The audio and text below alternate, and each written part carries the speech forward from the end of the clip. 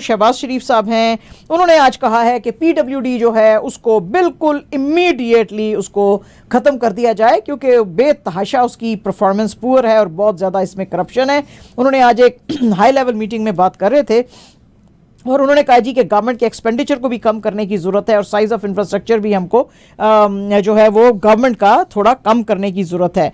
इसमें जो इस तरह की पुअर परफॉर्मेंस वाले डिपार्टमेंट्स हैं उनको फ़ौरन बंद किया जाए और ये जो सारे डेवलपमेंट प्रोजेक्ट्स को देखते थे ये किसी और जो है मिनिस्ट्री को या डिपार्टमेंट को दिए जाए, कोई अल्टरनेट मैकेनिज्म्स जो हैं उनको ढूंढा जाए। इनके साथ जो थे अटेंड कर रहे थे meeting deputy prime minister and foreign minister Ishaq Dar sahab, minister for planning Ahsan Iqbal, minister for finance and revenue Muhammad Aurangzeb, minister for economic affairs Ahad Khan Cheema, prime minister's adviser on political affairs Rana Sanaullah, minister of state for finance and revenue deputy chairman planning commission Jahanzeb Khan.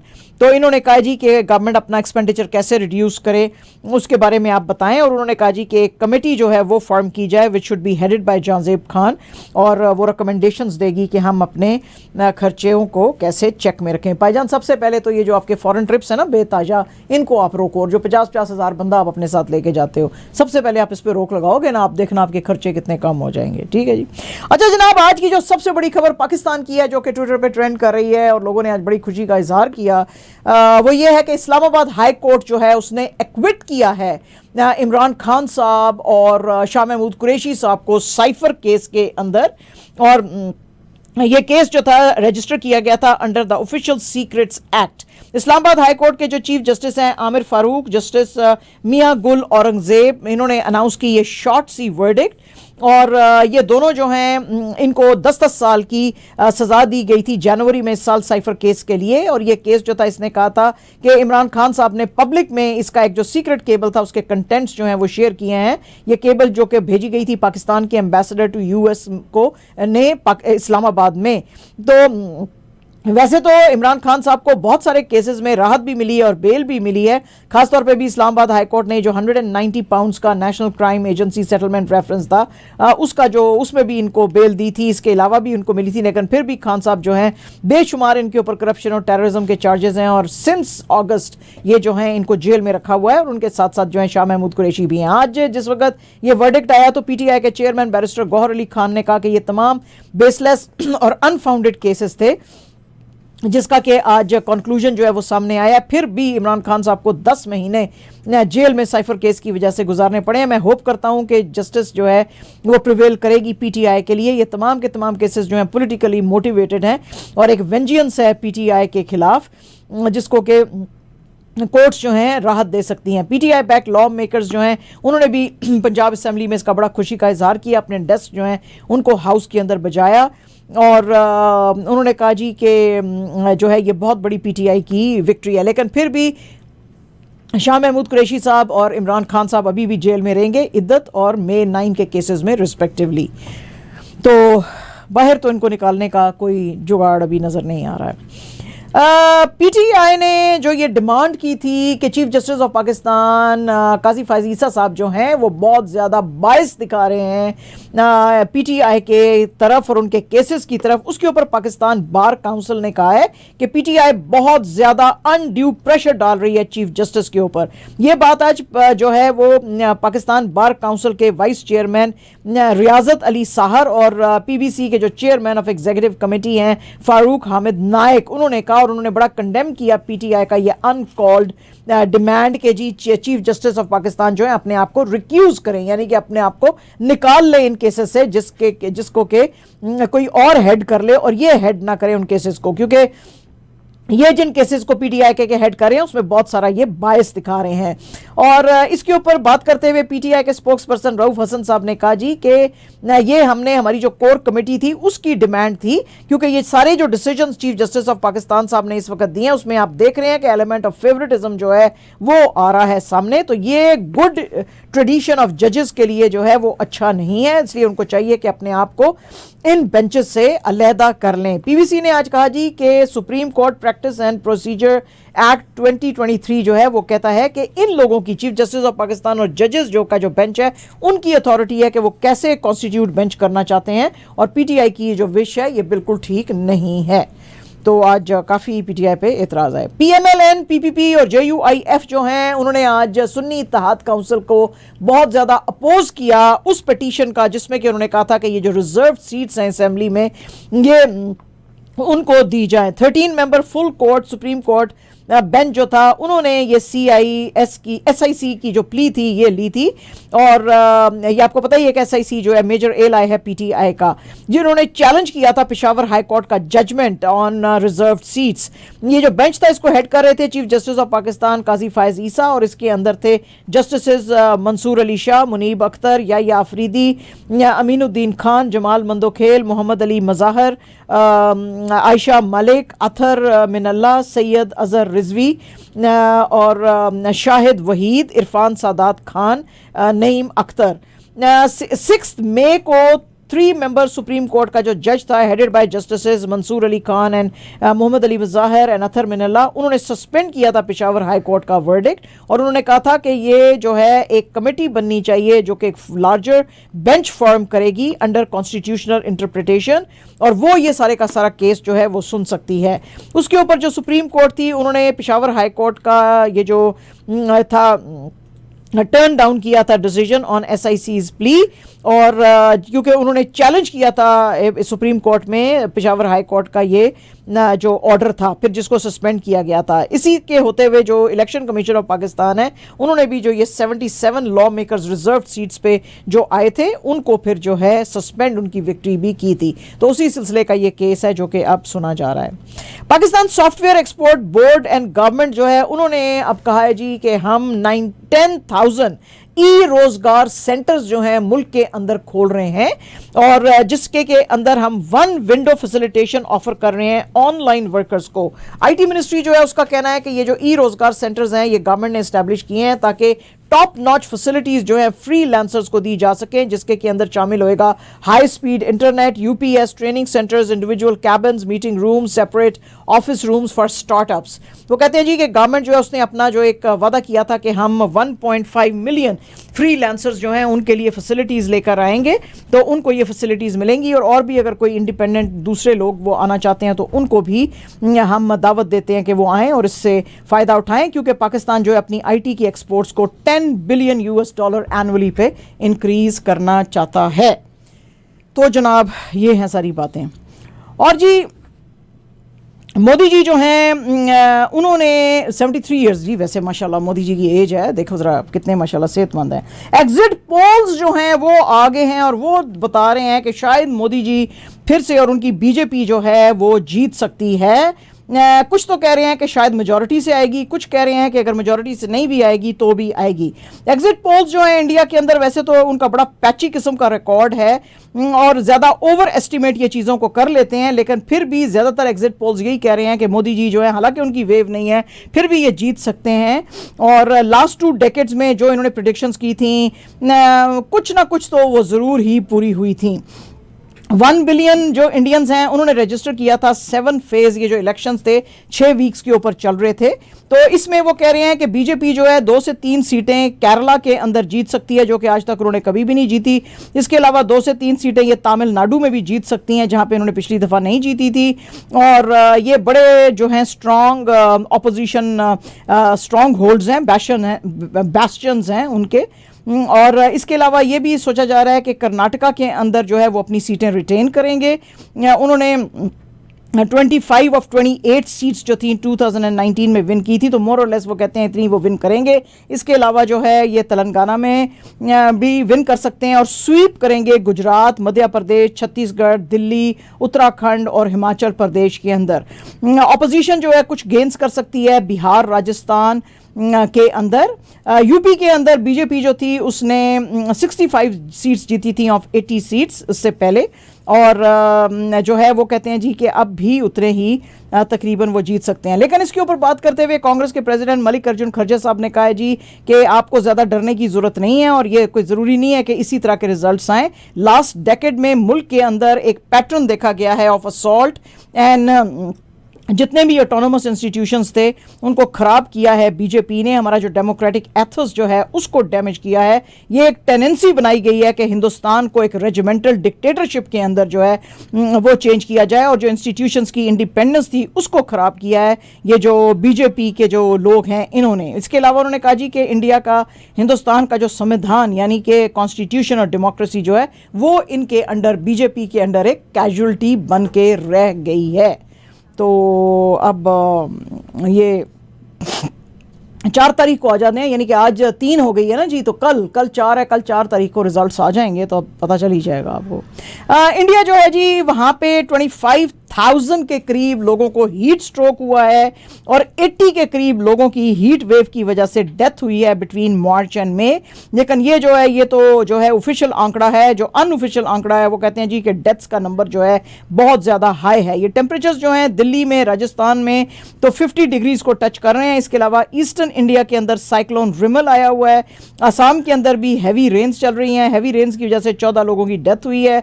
33 लोग जो हैं वो election की duty में उनको heat stroke हो गया था यूपी में, बिहार में और ओडिशा में, उसमें उनकी डेथ्स हो गई हैं। तो ये सिचुएशन जो है काफ़ी ख़राब है। इसके अलावा 46 हीट रिलेटेड डेथ्स जो हैं वो और भी कुछ इलाकों में देखी गई हैं और कहा जा रहा है जी कि 19,000 से ऊपर जो हैं हीट स्ट्रोक्स भी और कुछ इलाकों में भी देखे गए हैं। तो ये डेथ का नंबर जो है और ये काफ़ी ऊपर जा सकता है आने वाले दिनों में।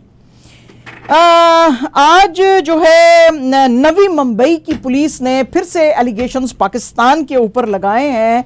4 members of Lawrence Bishnoi group या गैंग आप बोल सकते हैं, लॉरेंस बिश्नोई के गैंग के बारे में उन्होंने कहा है कि वो प्लान कर रहा था सलमान खान का जो कार था पनवेल में जा रही थी उस पर अटैक करने का। जब हमने इनको पकड़ लिया है, इसमें एक FIR जो है वो भी रजिस्टर की गई है और 17 लोग जो हैं उनको लिंक किया गया है लॉरेंस बिश्नोई ग्रुप के साथ। इसमें उन्होंने कहा जी कि लॉरेंस बिश्नोई, अनमोल बिश्नोई, संपत नेहरा, गोल्डी बरार, ये सब लोग सलमान खान के कत्ल की प्लानिंग कर रहे थे। सोर्सेज के मुताबिक इन लोगों ने पाकिस्तान में किसी को कांटेक्ट किया था कि उनको वेपन्स दिए जाएं और ये सलमान को वेपन्स पाकिस्तान से मंगवा के सलमान को मार के श्रीलंका जो है भागने वाले थे, जिसमें कि मुंबई पुलिस ने फिर 4 लोगों को अब जो है अरेस्ट किया है। धनंजय अलियास अजय कैशव, गौरव भाटिया एलियास नहवी, वापसी खान एलियास वसीम चिकना, रिजवान खान एलियास जावेद खान। तो वो कहते हैं जी कि बड़े दिनों से सलमान का जो फार्म हाउस और उसका घर है उसको मॉनिटर कर रहे थे। अजय ने फिर कांटेक्ट किया था किसी डोगर नाम के लड़के से पाकिस्तान में वीडियो कॉल के थ्रू और उसको कहा था कि हमको वेपन्स जिस तरह के AK-47 है वो हमको भेजो। तो आज हिंदुस्तान के अंदर क्वेश्चंस ये रेज किए गए हैं कि भाई ने किसको पिस ऑफ इतना ज्यादा कर दिया है या किस बंदे को या ऑर्गेनाइजेशन को कि वो विलिंग है कि वो हिंदुस्तान के बजाय पाकिस्तान से वेपन्स मंगवा के भाई को मारें हैं जी। तो ये क्या चक्कर है, ये क्या हो रहा है माजिद भाई, ये क्या हो रहा है जी। और जनाब अमिताभ बच्चन और जया बहादुरी जो हैं उन्होंने आज अपनी 51st वेडिंग एनिवर्सरी मनाई। माजिद भाई आपसे भी आगे निकल गए, आपने 30th वेडिंग एनिवर्सरी मनाई है, इन्होंने 51st वेडिंग एनिवर्सरी जो मनाई है। इनकी जो ग्रैंड डॉटर है नाविया नवेली नंदा, उन्होंने इंस्टाग्राम स्टोरीज पे एक थ्रो बैक कुछ पिक्चर्स डाली हैं और उन्होंने कहा 51 ईयर्स हैप्पी एनिवर्सरी। इन दोनों ने आपस में शादी की थी 3 जून 1973 में। इनके 2 बच्चे हैं श्वेता एंड अभिषेक।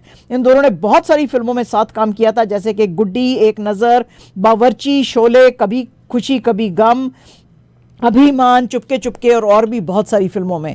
तो ये स्टोरी भी आपको पता ही होगी कि जिस वक्त अमिताभ आए थे फिल्म इंडस्ट्री में तो जो थी जया बहादुरी बहुत बड़ी स्टार थी और कोई भी अमिताभ के साथ काम करने को तैयार नहीं होता था। ये जो बड़ी बड़ी दूसरी स्टार्स थी और जया बहादुरी ने कहा था कि मैं काम करूंगी। तो उसके बाद जो है फिर हौले हौले होते होते ये बहुत बड़े स्टार बने। हमारी जो बाजी है कंगना रनावत जी, उन्होंने आज बड़ी सपोर्ट शो किया रवीना टंडन को, क्योंकि रवीना टंडन जो है उनकी गाड़ी के ऊपर मुंबई में एक अटैक हुआ था। अपनी इंस्टाग्राम स्टोरीज पे उन्होंने लिखा कि ये बड़ा ही ये जो रोड रेजेस हैं ये बड़े अलार्मिंग हैं और बड़े ये गलत हैं और ये जो भी कोई इसमें लोग शामिल हैं उनको सज़ा देनी चाहिए। मुंबई पुलिस के मुताबिक कॉप्स जो हैं उनको पता चला कि रवीना की जो गाड़ी है उसने किसी को भी हिट नहीं किया था। हालांकि एक वीडियो जो सोशल मीडिया पे है उसमें एक आदमी कह रहा था कि इसकी जो गाड़ी का ड्राइवर था उसने मेरी माँ को हिट किया है उस वक्त जब मैं अपनी माँ, बहन और नीस के साथ जा रहा था।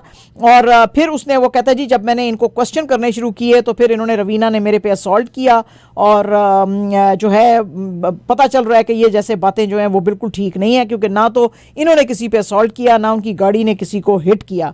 बहरहाल जी, वो ये सारे का सारा किस्सा जो था ये क्वार्टर रोड बैंड्रा के अंदर हुआ था। एफआईआर तो कोई नहीं लिखाई है, लेकिन स्टेशन डायरी जो है वो एंट्री की गई है खर पुलिस स्टेशन के ऊपर। तो ये बड़ी खतरनाक भी बात है। आजम खान जो हैं जी, हमारे माशाल्लाह बहुत ही फिट क्रिकेटर उन्होंने अपनी तमाम की तमाम इंस्टाग्राम की जो स्टोरीज हैं और वीडियोस हैं और पिक्चर्स हैं सब रिमूव कर दी अपने पेज से। एज अ रिजल्ट अगर आप आज उनका इंस्टाग्राम पेज देखेंगे तो वो आपको बिल्कुल खाली नजर आएगा।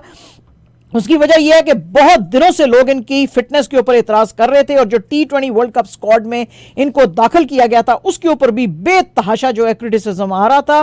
तो ये जो है हर वक्त बड़े इंस्टाग्राम के ऊपर थे, वो एक्टिव थे और अपनी वीडियोस जो अपलोड करते रहते थे, लेकिन इस वक्त इनका पेज खाली है क्योंकि जो ये 2 T20 अगेंस्ट इंग्लैंड अभी हुए हैं उसमें बेतहाशा बुरी इनकी परफॉर्मेंस थी। पाकिस्तान जो था वो उसने ये जो 4 मैच सीरीज थी 2-0 से हारी थी, इसलिए कि 2 मैचेस जो थे वो तो रेन की वजह से वॉश आउट हो गए थे। तो आज अगर आप इनका देखेंगे इंस्टाग्राम पेज तो वो खाली है। पाकिस्तान क्रिकेट जो है उसकी टीम को वो रॉयल गेस्ट होंगे और उनको रॉयल्टी की तरह हज करवाया जाएगा। इस बात का जिक्र जो है आज सऊदी अरेबिया के एम्बेसडर जो है टू पाकिस्तान नवाफ बिन सईद अहमद अल मालिकी ने कहा। उन्होंने कहा कि हम इनको रॉयल गेस्ट बनाएंगे अगर इन्होंने इस साल का T20 वर्ल्ड कप जीता। एक स्पेशल वीडियो का मैसेज उन्होंने देते हुए कहा, God willing they will win the tournament, और मैं जो है इनकी सक्सेस हम लोग जो है सेलिब्रेट करेंगे और हम दुआ करते हैं पाकिस्तान की प्रॉस्पेरिटी और डेवलपमेंट के लिए। पाकिस्तान का पहला मैच जो है थर्सडे को है अगेंस्ट यूएस, और बाबर आजम की जो टीम है उनसे आज पूछा गया कि भाई आप जो हैं वो इंडिया की टीम के लिए क्या कहना चाहते हैं। ये एक 52nd addition of PCV podcast हो रही थी जिसमें कि बाबर आजम बात कर रहे थे। उन्होंने कहा जी इंडिया पाकिस्तान के मैचेस हमेशा हाई ऑक्टेन होते हैं, बट हमको फोकस करना है, we have to stick to the basics, और बिल्कुल इजी क्रिकेट हमने खेलनी है, प्रेशर नहीं लेना, बिल्कुल कूल और काम होकर हम खेलेंगे अपने स्किल्स और हार्डवर्क के ऊपर ट्रस्ट करते हुए, तो चीज़ें जो हैं वो फिर ईजी होएंगी। ठीक है जी।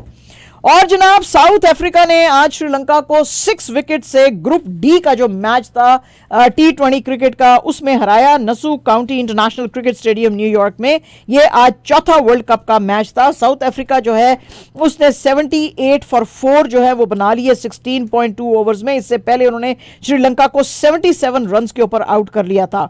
एनरिक नॉट जो है उन्होंने 4 विकेट्स जो वो ली थी। श्रीलंका के कैप्टन वनिंदु हसारंगा जो है उन्होंने टॉस जीता था और बैटिंग करने के लिए ऑप्शन ली थी। साउथ अफ्रीका जो है उन्होंने आज डेब्यू अपनी कैप दी थी पेसर ओटनील बार्टमैन को, क्योंकि उसकी बहुत ही अच्छी परफॉर्मेंस थी साउथ अफ्रीका 20 के अंदर। केशव महाराज जो स्पिनर हैं उनको खिलाया जा रहा था तबरेज शमसी की एब्सेंस में। तो ये तो जनाब आज 77 पे आउट हो गई जी श्रीलंका के। माय गॉड, या अच्छा जी। एरन जोन्स ने बनाए 94 of 40 balls as US beat Canada by 7 wickets in opening game of T20 world Cup on Saturday. ये पहला मैच था वर्ल्ड कप का। कनाडा ने हालांकि बहुत जबरदस्त गेम खेली, 194 फॉर 5 उन्होंने बनाया, और लेकिन जोन्स जो हैं उन्होंने ज़बरदस्त किस्म की गेम खेली और अपना सारे का सारा मैच 17.4 ओवर्स में ही ख़त्म किया। इसमें उन्होंने 10 छक्के मारे और जो हैं ये इतने ज्यादा छक्के कम ही T20 वर्ल्ड कप में मारे जाते हैं। हालांकि यूएसए की हालत बहुत खराब थी, 42 फॉर 2 थे इन 7th ओवर, क्योंकि ओपनर जो थे स्टीवन टेलर 0 पे आउट हो गए थे एंड मोनन पाटेल जो है 16 के ऊपर आउट हो गए थे, लेकिन फिर एंड्रियास गाउज और जोन्स ने फिर जो है चार्ज लिया और 131 का जो है विनिंग पार्टनरशिप बनाया। गाउज ने बनाए 65 of 46 balls with 7 4s and 3 6s, और कनाडा के ओपनर नवनीत धालीवाल जो थे उन्होंने 61 ऑफ 44 बॉल्स बनाए थे। मिडिल ऑर्डर बैटर जो थे निकोलस कर्टन उन्होंने 51 ऑफ 31 बनाए थे। इसके अलावा शिरियास मोवा जो है 32 ऑफ 16 बॉल्स उन्होंने बनाए थे। अली खान, हरमीत सिंह, कोरी एंडरसन ने एक विकेट ली थी। ये फॉर द फर्स्ट टाइम है कि इंटरनेशनल क्रिकेट जो है इन दोनों टीम्स के बीच में हो रही है after 1844 in Saint George Cricket Club in New York में जो हुई थी। उसके बाद तो क्रिकेट इन दोनों मुल्कों से खत्म ही हो गई थी। ये दोनों जो हैं ग्रुप ए में हैं with India, Pakistan and Ireland. तो हमारा कनाडा हार गया, कोई बात नहीं, कोई बात नेक्स्ट टाइम देख लेंगे हम, ऐसी क्या बात है। हाँ कोई बात नहीं, अभी पाकिस्तान के साथ और इंडिया के साथ मैचेस हैं ना। पाकिस्तान बदला ले लेगा इनका, अमेरिका से पाकिस्तान का है ना। हाँ हो गया मामला, सेट हो गया जी। और जनाब वेस्ट इंडीज ने डिफीट किया पेपुआ न्यू गिनी को 5 विकेट से in the second match of T20 world cup at Guyana Providence stadium on Sunday. Rovman Powell की जो साइड थी वो चेज कर रही थी टारगेट, ये जो बहुत ही कम था, अगेन जो था 136 फॉर 8 इन पे रिस्ट्रिक्ट किया था वेस्ट इंडीज ने इनको। तो ये इन्होंने 19th ओवर में ही ले लिया। और जो इसके अंदर जो पार्टनरशिप थी बड़ी ज़बरदस्त किस्म की, वो रॉस्टन चेज और आंद्रे रसल की थी।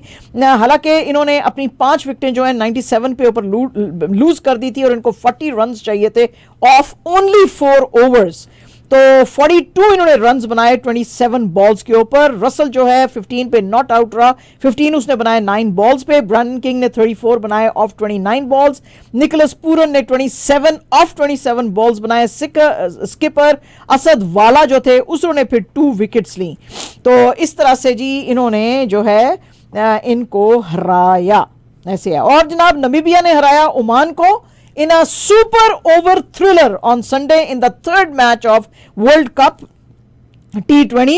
नमीबिया के जो डेविड वीज हैं वो जबरदस्त उन्होंने सुपर ओवर में गेम दिखाई। सक्सेसफुली उन्होंने डिफेंड किया। 22 रन का टारगेट जो था। रूबन ट्रम्बलमैन जो थे उन्होंने 4 विकेट्स ली, 2 तो उन्होंने अपनी फर्स्ट 2 बॉल्स के ऊपर ही ली। और इन्होंने जी ओमान को आउट किया और 109 all out in 19.4 overs in group B clash in Barbados. तो ये थी जी हमारी आज की कंप्लीट क्रिकेट की वैसे